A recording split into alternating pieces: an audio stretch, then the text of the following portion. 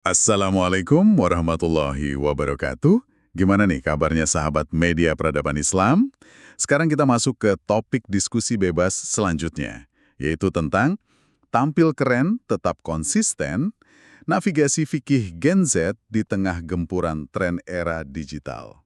Waalaikumsalam warahmatullahi wabarakatuh. Ini topik yang kayaknya ditunggu-tunggu banget sih. Bener banget. Soalnya, pernah nggak sih kamu ngerasa aneh sendiri, kayak, kita ini kan hidup di era di mana tren algoritma di FYP, TikTok, atau Instagram tuh bisa ganti tiap 12 jam, ya kan? Cepet banget gantinya. Nah ya, tapi di saat yang sama, kita tuh diminta buat berpegangan teguh sama aturan atau teladan Rasul yang turun dari 1400 tahun yang lalu. Betul. Dan itu sering kerasa, kontradiktif buat banyak anak muda. Makanya, pertanyaannya tuh, kenapa aturan dari 1400 tahun lalu itu masih bisa dan bahkan sangat relevan buat jadi semacam ultimate cheat code gitu. Kayak pedoman utama kita buat bertahan hari ini. Iya, apalagi di tengah gempuran hustle culture, terus gaya hidup hedon, sampai jebakan overthinking yang kayaknya udah jadi makanan sehari-hari Gen Z ya. 100% relate. Terus, gimana caranya anak muda kayak kita ini bisa tetap slay, tetap update sama zaman. Tapi identitas kita sebagai seorang muslim itu tetap kokoh. Jujur ya, itu adalah pertanyaan eksistensial yang sangat krusial buat generasi sekarang. Kalau kita tarik ke gambaran yang lebih besar, dari beberapa catatan perilaku digital Gen Z, kita tuh sebenarnya lagi ngelihat satu pola yang jelas banget. Pola gimana tuh maksudnya? Gini, apa yang ditawarkan oleh era digital hari ini tuh seringkali cuma semacam ilusi kebebasan. Oh, ilusi kebebasan. Kayak kita ngerasa bebas, padahal enggak ya? Tepat, kamu merasa punya kendali penuh atas apa yang kamu tonton, apa yang kamu beli, terus bagaimana kamu hidup. Padahal di balik layar, algoritma yang mendikte pilihan-pilihan itu. Wah, iya juga sih, bener. Kita kira kita yang milih, ternyata kita yang disetir. Makanya, dan misi dari eksplorasi mendalam kita kali ini tuh sama sekali bukan buat menjudge atau menghakimi ya. Santai aja kita di sini. Betul. Sebaliknya, kita justru mau merakit apa yang sering disebut sebagai digital firewall. Wait, digital firewall? Kayak sistem keamanan di komputer gitu? Persis. Semacam sistem pertahanan logis dan spiritual supaya Gen Z ini nggak cuma jadi bahan bakar mentah buat mesin algoritma, tapi bisa jadi kreator peradaban. Keren banget analoginya. Digital firewall. Aku suka banget konsep ini. Karena banyak dari kita yang ngerasa udah dapat kebebasan absolut kan. Kayak bisa scrolling sampai jam 3 pagi, milih jalan hidup sendiri. Tapi ujung-ujungnya malah, ngerasa kosong. Burnout ya jatohnya. Nah iya, burnout. Capek mental padahal fisiknya rebahan doang di kasur. Kalau kita bedah lebih dalam nih dari kacamata beberapa referensi yang kita punya, sebenarnya akar dari rasa kosong ini bermula dari mana sih? Untuk ngejawab itu, ada pandangan menarik yang menjelaskan bahwa akar masalahnya bisa kita lihat dari teks spiritual kita. Tepatnya di dalam Al-Quran, di surah Maryam ayat 59. Oh, ayat itu ngebahas apa spesifiknya? Di situ Allah membahas tentang konsep khalfun. Khalfun, itu artinya apa tuh? Khalfun itu artinya generasi pengganti yang rusak atau kehilangan arah. Dan yang sangat memukau di sini adalah ayat ini menjabarkan sebuah kronologi. Kehancuran generasi itu nggak pernah terjadi tiba-tiba dalam satu malam. Oh, jadi ada prosesnya ya? Nggak ujuk-ujuk rusak gitu aja? Betul, ada mekanisme berantai yang sering disebut efek domino gaya. Domino. Oke, mari kita bedah ini bareng-bareng. Domino pertamanya apa tuh? Penasaran aku. Coba tebak. Domino pertamanya itu bukan langsung melakukan kriminalitas besar loh, melainkan udhaya as-sholah. Tunggu, ada as-sholah, maksudnya menyia-nyiakan sholat. Ya, menyia-nyiakan sholat. Itu domino awalnya. Wah, bentar-bentar. Ini jujur aja ya, buat sebagian orang, ngubungin kebiasaan nunda atau ninggalin sholat sama depresi massal atau overthinking satu generasi itu, lompatannya kerasa jauh banget gak sih? Emang kelihatan jauh kalau kita cuma ngelihat sholat sekedar sebagai senam fisik atau ritual kosong. Tapi mari kita lihat secara psikologisnya. Oke, coba gimana tuh cara kerjanya? Manusia itu secara fitrah didesain untuk punya titik tumpu. Semacam jangkar atau anchor yang ngikat dia ke penciptanya. Masuk akal, terus kalau jangkarnya dilepas? Nah, ketika sholat disia-siakan, entah ditinggalkan atau dilakukan tanpa jiwa, koneksi itu terputus. Putusnya koneksi ini menciptakan kekosongan jiwa, sebuah void di dalam dada. Oh, jadi rasa kosong pas jam 2 pagi itu dari situ asalnya. Sangat mungkin. Hukum alam kan bilang alam semesta membenci ruang hampa. Jiwa manusia juga gitu. Karena nggak tahan sama rasa kosong itu, kita otomatis nyari kompensasi. Pelarian ya? Betul. Disinilah masuk domino kedua, yaitu wattaba'u asyahwat, mengikuti hawa nafsu secara membabi buta. Astaga, nyambung banget. Jadi karena kosong, kita ngejar dopamin instan ya? Iya, kamu mulai cari pelarian lewat kesenangan sesaat. Dan efek domino terakhirnya adalah gairah, kondisi kesesatan yang hari ini manifestasinya sangat nyata. Kayak depresi, burnout, kecanduan, gitu-gitu kan? Persis, itu semua puncak dari kehilangan makna hidup. Gila, mind-blowing banget ini. Berarti ninggalin sholat itu ibarat, kita melepas jangkar kapal di tengah badai, terus kita bingung kenapa hidup kita overthinking dan ombang-ambing nggak jelas. Analogi yang sangat akurat. Kamu mutusin koneksi dari jaringan utama, terus nyari sinyal palsu. Dan disinilah kita masuk ke sebuah konsep penting dalam literatur Islam. Konsep apa lagi tuh? Ada hadis riwayat Imam Ahmad yang menyebutkan bahwa Allah sangat kagum dengan pemuda yang tidak memiliki so'wah. Wait, sobwah. Maksudnya nggak punya nafsu. Kalau kita diminta jadi anak muda yang nggak punya hasrat atau passion, jatuhnya kita disuruh jadi robot dong. Kan Gen Z energinya lagi meledak-ledak nih. Nah, ini miskonsepsi yang sering banget terjadi. Sopwah itu bukan berarti mati nafsu. Oh bukan ya? Terus apa dong? Kalau manusia nggak punya nafsu, itu namanya malaikat. Sopwah itu artinya ketergelinciran hawa nafsu. Kondisi di mana dorongan syahwat yang pegang kendali atas akal sehatmu. Oh, jadi nafsunya nyetir kita. Bukan kita yang nyetir nafsu. Tepat, rumusnya begini. Nafsu manusia kalau ditambah dengan kontrol diri, hasilnya adalah mahkota atau kemenangan. Mahkota, keren. Jadi Allah tuh kagum bukan sama anak muda yang cuma rebahan di kamar tanpa godaan ya? Sama sekali bukan. Allah kagum pada anak muda yang darahnya mendidih, hasrat ingin tahunya tinggi, pegang smartphone dengan akses internet 24 jam, tapi dia secara sadar berani bilang tidak pada hal-hal yang merusak dirinya. Wah, ini nampar sih. Berarti aturan atau fikih itu hadir bukan sebagai, tumpukan larangan yang bikin boring ya? Bukan. Fikih itu adalah batas pengaman, boundaries. Supaya di tengah lautan tren ini, kamu punya self-respect atau harga diri. Oke.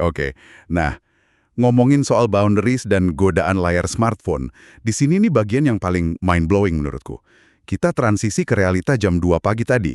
Silakan, ini bagian yang sangat krusial. Kan sering tuh kita lagi scrolling sendirian di kamar terus, godaan visual itu luar biasa banget muncul di layar.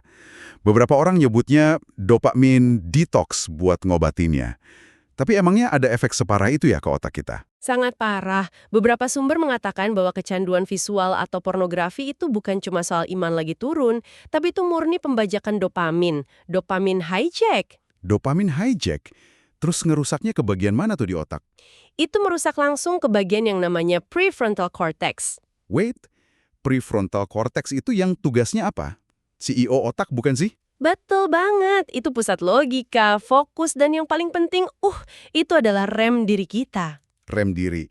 Berarti kalau itu rusak gara-gara keseringan nonton konten vulgar? Kamu kehilangan rem. Kamu jadi impulsif, susah fokus, dan nggak bisa berhenti ngelakuin kebiasaan buruk walaupun kamu tahu itu salah. Remnya blong. Ya Allah, ngeri banget. Berarti, kita butuh Gadul Bashar versi digital nih. Pasti. Gadul Bashar itu kan menundukkan pandangan. Di era sekarang bukan cuma nunduk di jalan, tapi berani klik unfollow, mute, atau not interested di aplikasi. Wah, bener. Klik not interested itu bentuk perlawanan ya? Itu proteksi kognitif tertinggi. Seperti kata Imam Al-Ghazali, pandangan itu anak panah beracun iblis. Sekali kena, racunnya langsung ngelumpuhin logika. Masuk akal banget. Dan ngomong-ngomong soal impulsif dan remblong nih, ini memunculkan satu pertanyaan, krusial. Apakah karena rem di otak kita udah rusak, makanya banyak Gen Z sekarang gampang banget kejebak pinjaman online alias pinjol, dan terjerumus judi online alias judol? Kamu menghubungkan titik-titiknya dengan sangat brilian. Ya, itu sangat berkaitan. Tuh kan? Soalnya kerasa banget polanya. Sama-sama nyari dopamin instan. Betul, dan data tentang ini sangat mengkhawatirkan. Ada sumber yang mencatat bahwa sekitar 62% Gen Z punya literasi keuangan yang rendah. 62%? Gila, banyak banget. Akibatnya apa? 34% Gen Z terjerat pinjol dan tersapu tren judol. Sepertiga generasi kita kejebak utang. Tapi kok bisa segampang itu sih mereka masuk pusarannya? Karena industri itu mengandalkan ilusi kebebasan finansial dan manipulasi psikologis. Mereka bikin kamu merasa menang di awal. Padahal hukum absolutnya adalah the house always wins. Bandar yang selalu untung. Jadi ini ibarat kita dikasih free trial game yang kelihatan asik banget, tapi ternyata hidden fee-nya adalah kesehatan mental dan masa depan kita sendiri. Ngeri banget kan? Sangat mengerikan. Itu menghancurkan mental pelan-pelan. Nah, selain jebakan finansial, masalah hilangnya boundaries ini juga kan ngerembet ke dunia pergaulan ya. Betul. Dan disinilah fikih pergaulan mengambil peran yang sangat penting. Soalnya sering banget nih, di tongkrongan tuh batas antara temenan biasa sama yang lebih tuh makin kabur. Gimana tuh pandangannya? Ada satu pandangan menarik, kejahatan sosial atau fahisya itu jarang banget datang tiba-tiba. Dia menyamar jadi hal yang kelihatan wajar di tongkrongan. Contoh nyatanya kayak gimana tuh kalau di keseharian Gen Z? Awalnya mungkin cuma chatting intens setiap malam tanpa tujuan yang jelas. Terus mulai curhat yang terlalu dalam ke lawan jenis. Oh iya, dalihnya deep talk ya? Ya, lalu diselingi candaan flirty. Makanya Islam punya prinsip tegas, jangan dekati zina. Kenapa Islam bilangnya jangan dekati? Nah iya, kenapa nggak langsung aja bilang jangan lakuin? Karena Islam tidak ingin kita berdiri di pinggir jurang. Kalau kamu berdiri di bibir jurang, sangat gampang buat terpleset. Oh, paham-paham. Ini ibarat algoritma medsos nggak sih? Kayak, kita awalnya nggak niat nyari konten aneh-aneh. Cuma berhenti bentar ngelihat yang agak abu-abu. Lalu apa yang terjadi? Algoritma langsung ngebaca kita, tertarik, terus feed kita langsung dibombardir sama konten serupa. Sekali masuk corongnya, susah keluar kan? Sama kayak kedekatan yang nggak wajar tadi. Analogi yang luar biasa cerdas. Corong atau funnel itulah yang diantisipasi. Itulah kenapa Islam mengatur cinta lewat ta'aruf, bukan lewat kholwat atau berduaan. Termasuk, berduaan secara digital di direct message. Kholwat digital ya. Kadang kita ngerasa aman karena fisiknya jauh, padahal, pikiran sama hatinya udah nempel. Betul, dan ujung-ujungnya hanya akan memicu luka emosional. Oke. Terus nih ya, ngomongin soal jejak digital dari chatting atau postingan kita. Kalau dipikir-pikir, apa makna sebenarnya buat kita? Apakah semua ketikan, komentar, dan postingan kita di medsos itu cuma bakal hilang gitu aja? Ini poin pamungkas yang sangat penting. Akun medsosmu bukanlah sekedar profil digital. Itu adalah portofolio amalmu. Portofolio amal. Maksudnya, bakal dihisap gitu? Sangat jelas. Ada dua konsep di sini. Amal jariah dan dosa jariah. Oke, amal jariah kan pahala yang ngalir terus ya? Kalau dosa jariah? Dosa jariah adalah aliran dosa yang terus berjalan meskipun kamu sudah meninggal. Bayangkan ini sebagai server yang terus running. Kalau kamu sebar edukasi dan selalu tabayun atau cek fakta, itu jadi server pahala. Tapi kalau sebaliknya, kalau kita nyebar hoaks atau hate speech? Atau, menyebar link judi dan maksiat. Itu jadi dosa jariah. Meskipun kamu sudah lock out selamanya dari dunia ini dan berada di alam kubur, selama jejak digitalmu masih menyesatkan orang lain, dosanya terus mengalir ke kamu. Astaga, jadi gibah digital atau komentar jahat kita tuh bakal terus ditagih ya? Betul. Jejak digitalmu adalah warisanmu. Makanya, prinsipnya harus selalu think before you click. Wah, ini deep banget sih. Bener-bener bikin merinding.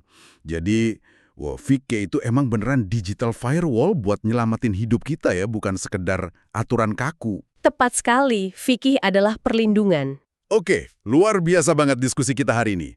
Mari kita rangkum intisari dari obrolan kita, supaya sahabat media peradaban Islam bisa langsung ngerapin ini. Pertama, fikih itu bukanlah pengekang kebebasan, melainkan digital firewall untuk melindungi harga dirimu di era algoritma yang manipulatif. Sangat setuju. Terus yang kedua, jadilah Gen Z yang minim sobua, yang bisa mengendalikan hawa nafsunya, bukan malah disetir sama nafsunya, sehingga kita layak dapat kekaguman dari Allah.